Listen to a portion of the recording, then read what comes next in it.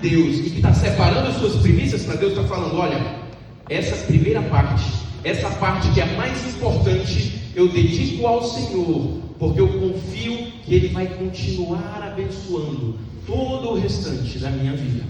Então as primícias eu separo para o Senhor. E nós vamos nessa noite entender uma história que muitas vezes, se nós pararmos para estudar sem um discernimento espiritual, sem um auxílio do Espírito Santo, possa até nos confundir. Muitas vezes alguém possa ler essa história bíblica e pensar: Deus é um pouco injusto. E nós vamos descobrir isso aqui nessa noite. Então abra sua Bíblia em Gênesis capítulo 4, a partir do versículo 3. Vamos ler do verso 3 ao verso 5, tá bem? Gênesis capítulo 4, do verso 3 ao verso 5. Aconteceu que ao fim de um certo tempo, Caim trouxe do fruto da terra uma oferta ao Senhor. Abel, por sua vez, trouxe das...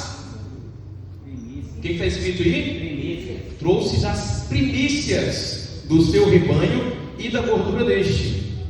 Preste atenção. O Senhor se agradou de Abel e de sua oferta, mas de Caim e de sua oferta Deus não se agradou. Caim ficou muito irritado e fechou a cara. Essa história nós conhecemos muito bem. Quando nós lemos o capítulo 4, você pode prestar atenção. Você não vai encontrar de forma expressa a ordem de Deus falando sobre como deveria ser aquela oferta. Você só lê ali e percebe: Caim trouxe uma oferta do fruto da terra, Abel trouxe das primícias do seu rebanho. Deus se agradou de Abel, mas não se agradou de Caim. Por que isso? O que está acontecendo aqui? Eu não estou entendendo. Porque eu em nenhum momento estou encontrando um relato de Deus falando: olha, vocês precisam pegar lá do seu rebanho, nas primícias do seu rebanho, um cordeirinho. Não, você não enxerga isso aqui no capítulo 4. E para nós desvendarmos essa história, para nós entendermos o que está acontecendo aqui, nós vamos voltar um pouco na história. Vocês vêm comigo? Então, vamos lá. Volte, retroceda um pouquinho aqui, porque nós vamos entender o que está acontecendo aqui. Volte para o primeiro capítulo da Bíblia. Lembram que nós conversamos aqui sobre o sentido da vida, sobre a importância de confiar em Jesus, o plano da salvação? Nós vamos nos aprofundar bastante sobre esse assunto nessa noite. Perceba, nas primícias das Escrituras, no primeiro verso da Bíblia, diz que no princípio criou Deus os céus e a terra. Só que a terra tinha dois grandes problemas que Deus precisava resolver, ou que Deus se dispôs a resolver. A terra era sem forma e tinha outro problema: a terra era vazia. E então nós percebemos nos primeiros versos o Espírito de Deus se movendo sobre a face do abismo, vindo resolver esses dois problemas. E agora nós, ao ler esse relato, vemos a grandiosidade, a soberania divina, para agora dar uma forma para a terra. E separa o firmamento, e ordena e reposiciona os astros, coloca tudo em seu devido lugar, para dar uma forma para a terra, para que a terra possa ser capaz, possa ter condições de ter vida, para que agora a terra não seja mais vazia. E agora esse mesmo Deus que deu forma para a terra, Ele vai preenchendo a terra, e preenche a terra com toda a vegetação, com aves, com peixes e com o primeiro casal. A terra agora, a criação divina, estava em harmonia, sem nenhuma mácula do pecado. Nosso Deus Criador, a criatura, perfeita harmonia. E a pensou que bonito? Imagina aí, que cena linda, maravilhosa. Mas nós sabemos o que aconteceu.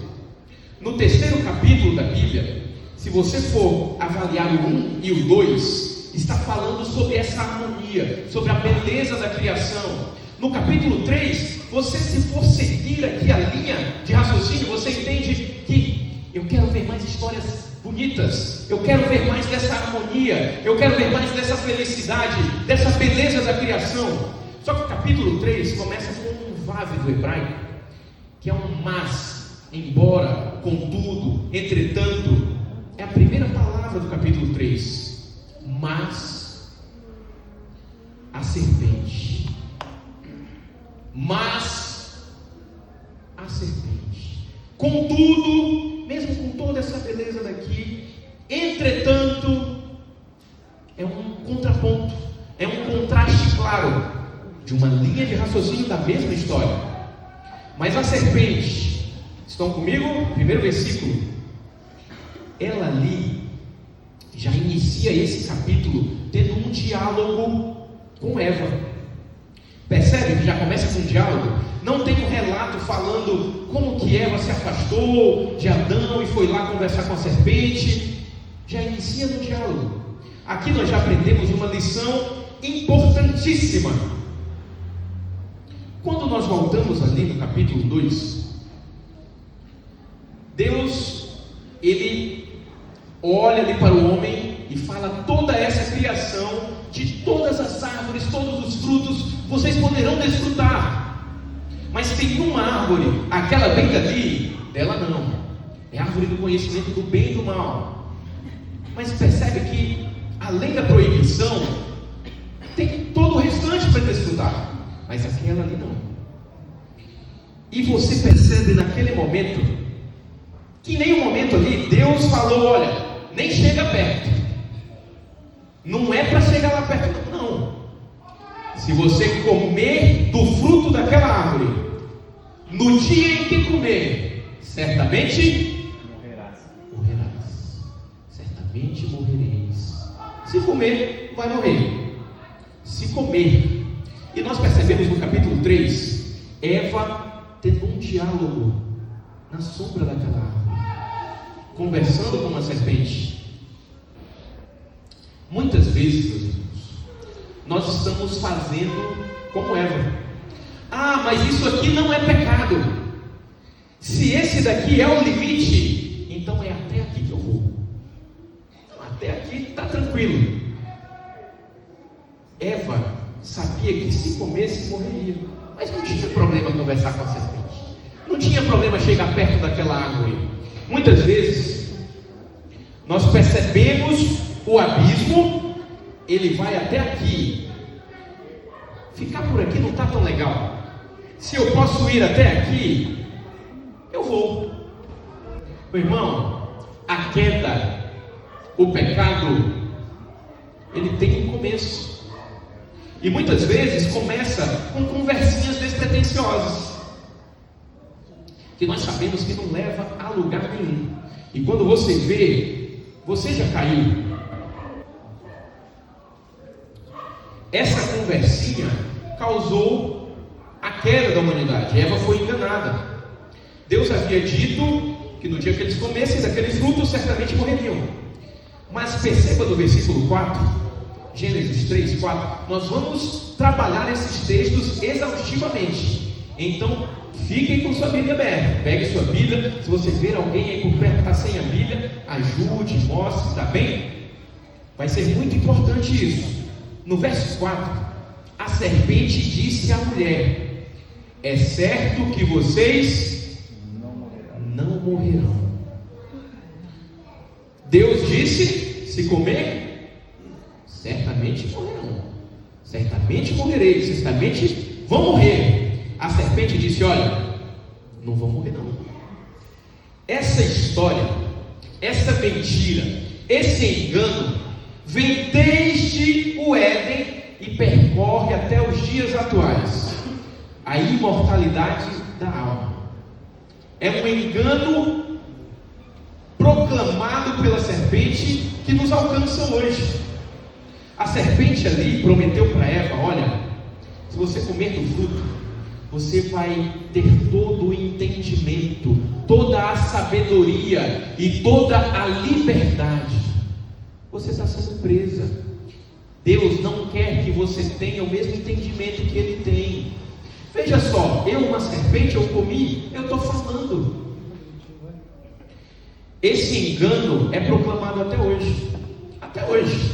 Até hoje você olha para todas as vertentes religiosas e você enxerga uma mesma ponte, um mesmo foco espiritualista que fala que você pode evoluir através dos seus méritos. Você não vai morrer, você vai para um plano astral, e aí você vai evoluir, progredir conforme aquilo que você fez aqui na terra, e esse ciclo nunca termina. Não se preocupe, você não vai morrer. Você está aqui para evoluir. Você está aqui para ter todo o entendimento. Você está aqui para ser livre, ter liberdade. Esse Deus, essa lei, são amarras, estão te prendendo. Esse engano da serpente nos alcança até hoje, e muitas pessoas ainda estão sendo enganadas. Mas o problema de Eva não foi acreditar nas palavras da serpente. Perceba bem o que eu estou te dizendo. O problema de Eva não foi acreditar nas palavras da serpente. Muitas vezes, o problema das pessoas não é acreditar nas palavras da serpente, não é acreditar no engano, porque ela poderia muito bem dizer: não, mas eu acreditei do fundo do meu coração, eu tenho uma crença sincera nisso.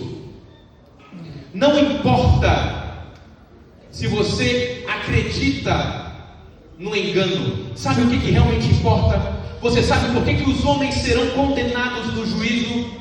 Não é por acreditar no engano, é por não ter acreditado na verdade. É por não ter acreditado nas palavras de Deus. Eva conhecia a verdade.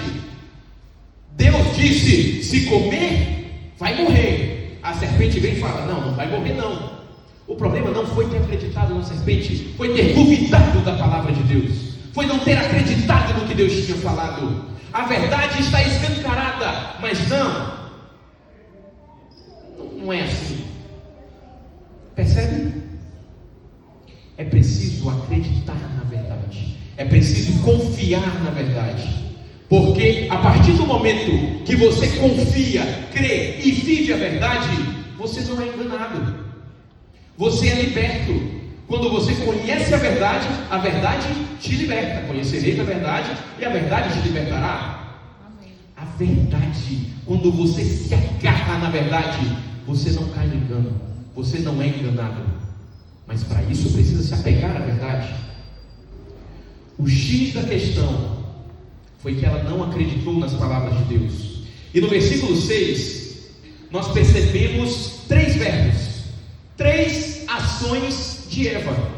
Ela, depois de ter essa conversinha, ela viu que a árvore era boa para se comer, agradável aos olhos, e era uma árvore desejável para dar entendimento. Segundo verbo, tomou o seu fruto, pegou. Terceiro verbo, e comeu. Mas ela também deu ao seu marido, e ele comeu. No verso 7, os olhos de ambos se abriram. Eles perceberam que estavam nus. E o que eles fizeram? Costuraram folhas de figueira e fizeram cintas para si. Adão e Eva, meus irmãos, estavam tomados pela culpa. Aquele peso na consciência que nós conhecemos, ele aconteceu pela primeira vez na humanidade. Percebendo suas vergonhas, tentando se cobrir, usando folhas de figueira, com seus próprios méritos, do seu próprio jeito, com seus próprios métodos. Mas perceba que foi em vão, porque o Senhor, como era de costume, veio ao encontro do casal. E no versículo 9, chamou Deus o homem e disse: onde você está? Olha o verso 10: ouvi a tua voz no jardim, e por que porque eu estava nu, tive medo e me escondi. Deus então perguntou: quem te disse que você estava nu? Você comeu da árvore que eu ordenei que não comesse? Você percebe nessas perguntas o primeiro princípio do juízo investigativo. Deus está fazendo perguntas. Deus está investigando para então dar a sentença. Acompanha comigo esse episódio. Então o homem disse: a mulher que me deste para estar comigo, ela me deu da árvore e eu comi. E quem que Adão colocou a culpa? Em Deus.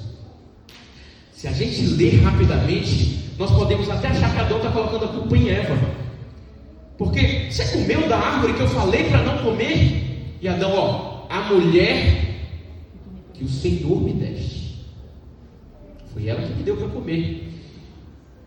E você percebe que Deus não retruca, que Deus não argumenta, no melhor estilo de quem cala, consente.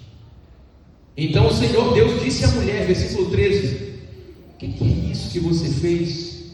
E a mulher respondeu: a serpente me enganou e eu comi.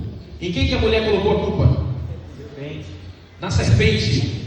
Da mesma forma que Adão, Eva está insinuando que a culpa é de Deus. Quem foi que colocou aquela serpente lá? Quem foi que criou a serpente? Eva está falando: olha, a serpente, ela me enganou. Astuta, perspicaz.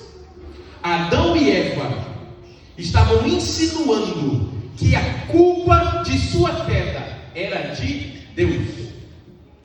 E Deus se calou e consentiu.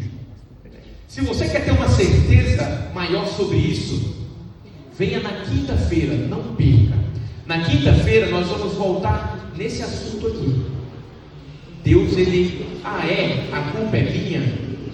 Tudo bem, você vai ter uma certeza disso na quinta-feira, tá bem? Vamos ver o que mais aconteceu. Agora, depois daquele juízo investigativo, Deus se direciona para a serpente, e agora ele vai proclamar o veredito, a sentença, no versículo 14. Ele diz assim: então o Senhor Deus disse à serpente: por causa do que você fez, você é maldita entre todos os animais domésticos e entre todos os animais selvagens. Você rastejará sobre o seu ventre e comerá pó todos os dias da sua vida. Mas perceba no versículo 15, nós temos a primeira promessa messiânica. Acompanhe aí na sua Bíblia: porém inimizade entre você e a mulher. Você quem? A serpente. Entre a sua descendência. Descendência de quem? Da serpente. E o descendente da mulher. Este descendente lhe ferirá a cabeça, e você lhe ferirá o calcanhar. Opa! Aqui nós percebemos algo incrível. Vai ter uma inimizade entre a serpente e a mulher. Mas contra a tua descendência virá um descendente da semente da mulher. Ele vai te ferir a cabeça, e tu só ferirás o calcanhar. Que descendente é esse? Nós percebemos aqui a primeira mensagem de ligação do remanescente lá do Apocalipse. O dragão que estava lutando furioso contra o restante da descendência da mulher. Qual é a característica do remanescente? Os que guardam os mandamentos de Deus e têm a fé em Jesus. Isso é muito importante. Em seguida, Deus pronunciou agora o veredito contra a mulher e por fim contra Adão. Agora eles conheceriam a dor. Agora eles conheceriam a morte. O trabalho que antes era prazeroso no jardim, agora seria exaustivo para conseguir o sustento. Do pó vocês foram formados, ao pó vocês voltarão. Mas quando não havia mais futuro para a humanidade, Deus providenciou um novo futuro. repetir isso aqui para vocês. Isso me emociona muito. Porque você tenta imaginar o que está acontecendo nesse momento. O universo inteiro está em silêncio olhando para aquela cena. O que Deus vai fazer agora? O próprio inimigo, Satanás, a serpente ardilosa, ele acha que colocou Deus em uma sinuca de bico. Porque preste bem atenção, Deus disse que se eles comessem, eles iriam morrer. Então, eles desobedeceram, eles quebraram a lei de Deus, eles têm que morrer. Deus vai chegar, e se Deus matar esses dois, eu vou provar para todo o universo que Deus é cruel, que Deus não tem nada de amor. Mas se Deus passar a mão na cabeça dos dois, se não tiver morte, eu estou provando para todo o universo que a lei de Deus não serve para nada, que Deus é injusto, nele não tem justiça. Eu quero ver o que vai acontecer agora. Todo o universo, todos os anjos, todos os mundos não caídos, todo mundo em silêncio, esperando para ver o que ia acontecer. Naquele momento, Jesus faz um pronunciamento.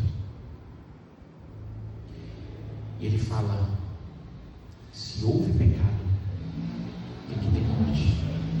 Porque o salário do pecado é a morte. Mas meu filhinho, eu te amo tanto. Minha filhinha, Jesus te ama tanto, que mesmo merecendo a morte, Ele diz: mas é eu que vou morrer no teu lugar. Não se preocupa, esse preço eu que vou pagar. Na história de Gênesis que nós estamos acompanhando, nós vamos perceber que Deus, depois daquela promessa messiânica, promessa de salvação, promessa de redenção, Ele agora veste Adão e Eva com peles de animal. Que animal? Cordeiro que foi morto desde a fundação do mundo. Imagina que aquele casal nunca viu morte, agora está vendo um animalzinho agonizando, um animal inocente morrendo por culpa deles, por causa do pecado deles. Eles percebem o que eles fizeram, mas eles enxergam naquele animal a esperança de redenção, de remissão, através daquele sangue que apontava para o descendente da mulher, que viria para, de uma vez por todas, ferir a cabeça da serpente, exterminar o mal. E agora em Hebreus 11, nós vamos ver isso sendo refletido lá no sacrifício que nós vimos de Caim e Abel, porque esse foi o nosso primeiro questionamento. Por que da oferta de Abel Deus se agradou, mas não se agradou da oferta de Caim? Hebreus capítulo 11, versículo 6, diz assim: de fato, sem fé é impossível agradar a Deus.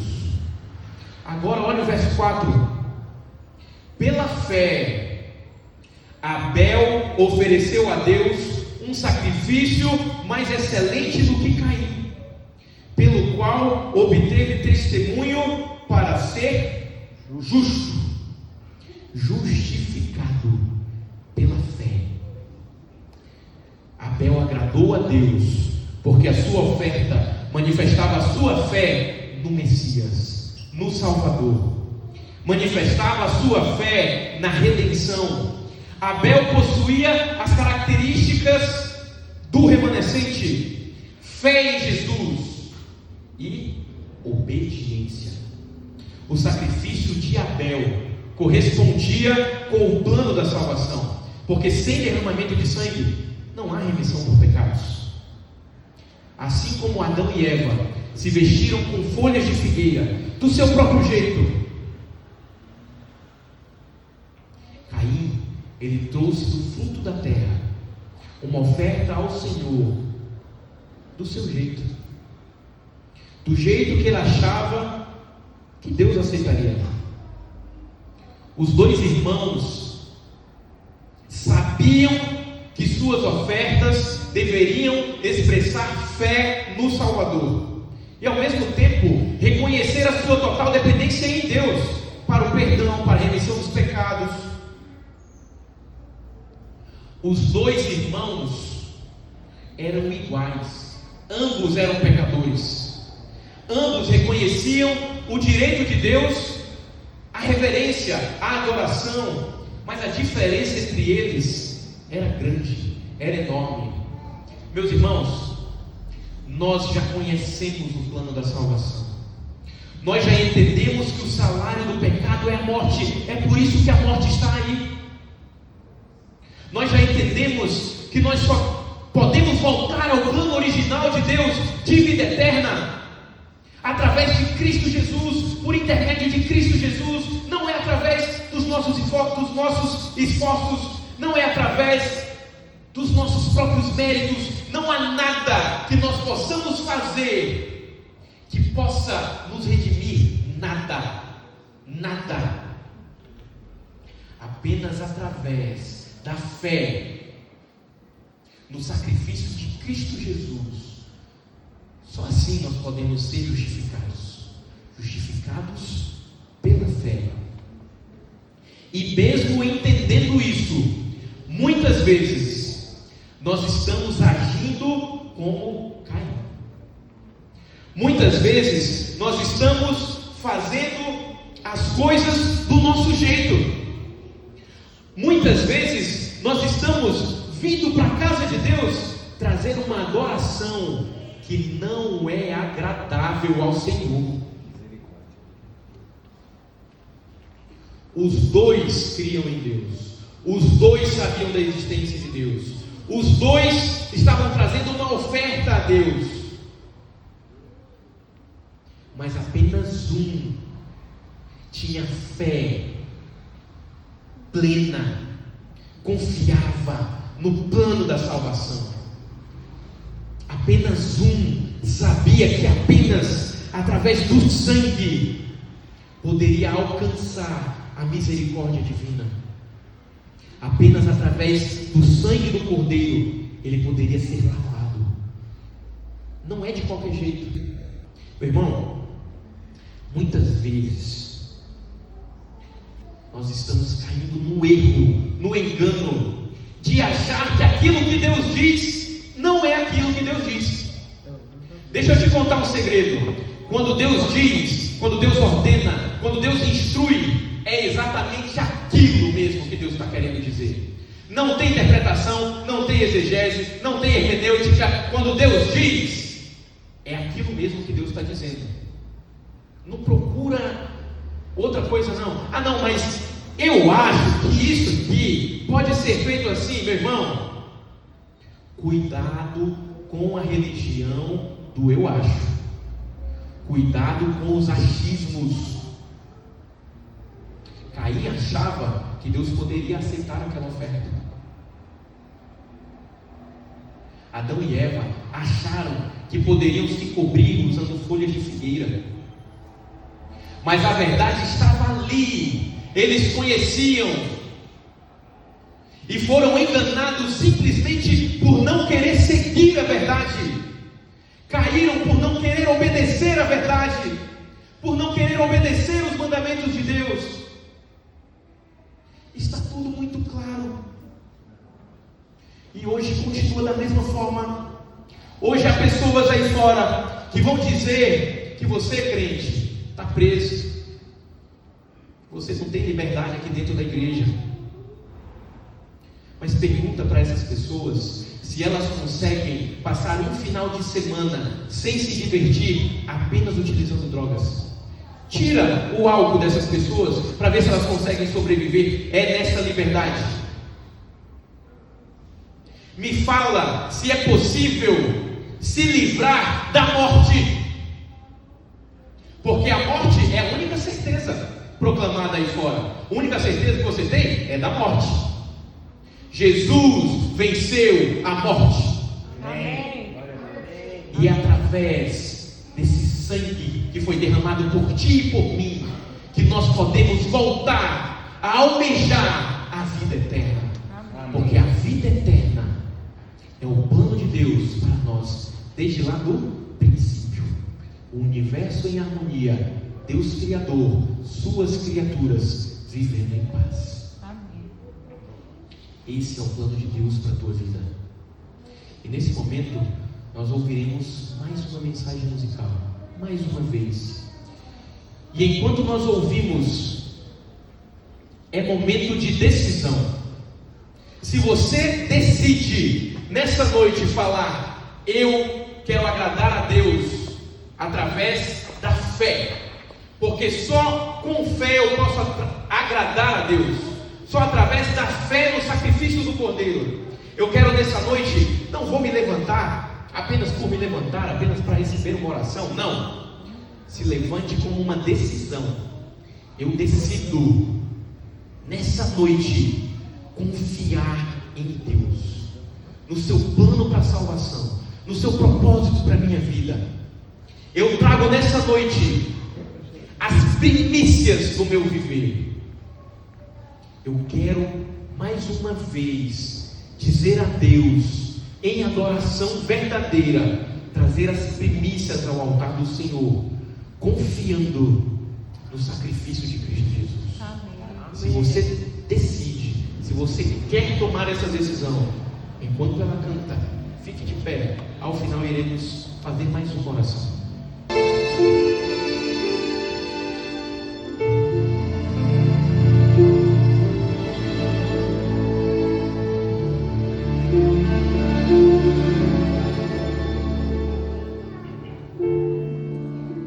Posso chorar, não consigo mais guardar. Será que a minha alegria virá?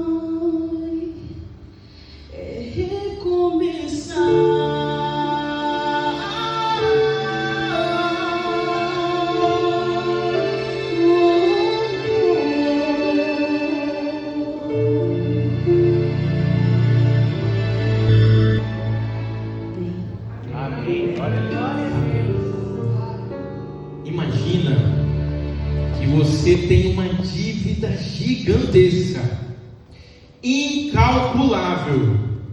Você não sabe o que fazer e nem tem o que fazer. E aí chega alguém, paga essa dívida, te entrega o comprovante e fala: olha, está aqui, está pago. Você pode aceitar esse presente, ou você pode fazer como Caim. Não, eu vou pagar do meu jeito, eu vou dar um jeito e vou resolver isso. Precisa não. Você tem a oportunidade de receber de graça o pagamento pelo salário do pecado, que é a morte, um presente, um dom gratuito de Deus, que é a vida eterna em Cristo Jesus. Abrace, agarre esse presente. Mas não só isso, compartilhe. Compartilhe essa mensagem de esperança com alguém que precisa, com alguém que já está acostumado, já ficou natural a mensagem da morte. Amanhã nós continuaremos essa história, conheceremos mais um remanescente. Hoje nós conhecemos, nos aprofundamos na história de Abel, um remanescente que obedecia os mandamentos de Deus e tinha fé em Jesus. Amanhã essa história continua, até sexta-feira, onde ali vamos entender o nosso papel como remanescente hoje. Então não perca nenhum dia. Traga seus amigos, seus vizinhos, seus familiares que precisam dessa mensagem de esperança. Nesse momento eu gostaria de orar com você. Curve seus fãs. Santo, Santo Deus, louvado e exaltado seja o teu santo nome. Amém. Deus poderoso, reconhecemos a tua soberania e reconhecemos o teu amor aqui nessa noite, porque só o Senhor foi capaz de unir a justiça e a misericórdia em uma cruz. Na cruz nós entendemos que o Senhor é amor, e nós queremos nos apegar a essa esperança, a essa verdade. Nessa noite me encontro reunido com os teus filhos aqui do Jardim Três Estrelas, e nós estamos de pé declarando que nós aceitamos, que nós confiamos no sacrifício de Cristo Jesus para a remissão dos nossos pecados. E nós estamos declarando que, por ter fé nesse sacrifício, nós queremos trazer uma adoração que é agradável a Ti. Nós queremos fazer a Tua vontade. Pai querido, que o Teu Santo Espírito possa ser conosco, para que nós possamos viver uma vida de harmonia com a Tua verdade. Pai querido, abençoa cada família aqui representada, meu Deus. Pai querido, Tu sabe como está o coração, como está o viver de cada um aqui. Pai querido, o Senhor conhece cada luta aqui, a luta de cada família aqui. Pai querido, derrama as Tuas bênçãos sobre esses lares. Faça de acordo com a Tua vontade, para a honra e glória do Teu nome. Porque nós sabemos que nós não merecemos nada, mas nós estamos aqui Te adorando, Te agradecendo, trazendo as nossas súplicas, os nossos pedidos, em nome de Jesus. Amém. Amém.